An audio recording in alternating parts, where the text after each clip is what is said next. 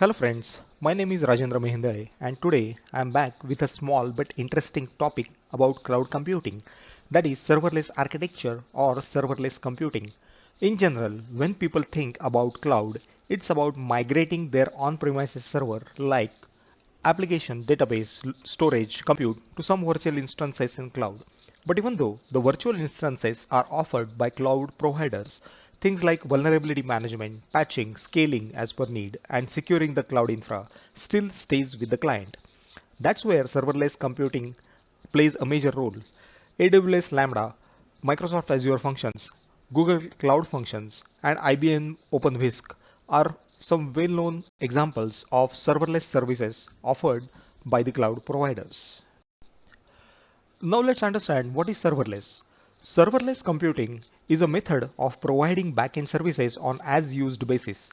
Servers are still used, but the client is charged based on usage of parameters like CPU, memory, database, rather than a fixed amount for the number of servers it is using.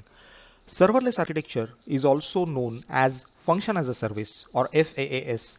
It's a software design pattern where applications are hosted by third-party services, eliminating the need for management of server, software and hardware by the client.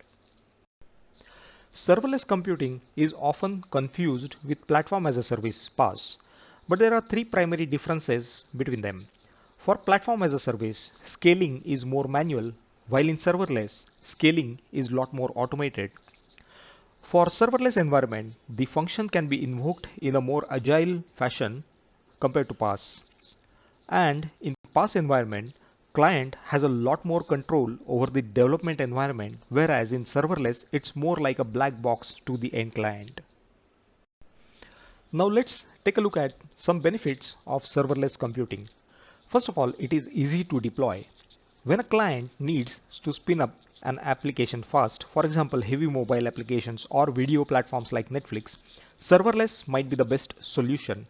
Clients can keep focus on coding and release the environment easily without worrying for building infrastructure to run the code.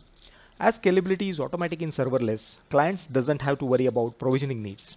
Second benefit is low cost. It can be a great means of cutting costs as client is outsourcing the responsibilities of managing servers, database and some logic. Besides the actual cost, serverless takes less computing power and human resources as you don't need to build a server from scratch. Since serverless takes care of the infrastructure, you can focus on the server side coding. Third benefit is more focus on front end. Developers can focus more on front end appearance of the applications to fetch more viewers without worrying about backend infra. The fourth benefit is better scalability and low latency. With serverless, your infra can scale up and down with speed, so there is no need to estimate the traffic patterns it can handle. You will quickly get when it is needed. Serverless architecture also usually have access points across the globe, so irrespective of where your main application is hosted, users' requests are catered from the nearest serverless node, cutting down on latency. The fifth benefit is about shared infrastructure. As clients are subscribing to serverless, the need for hosting self data centers goes away, saving costs on resourcing plus optimizing application development cycle. The sixth benefit is improved customer satisfaction. Also, developers here can focus on coding or feature enhancements into existing applications or restructuring the applications based on the user feedback, resulting into increased customer satisfaction. So to summarize, we saw few flavors of serverless architecture. I hope you like this video. See you later in my next video on similar topics. Happy learning.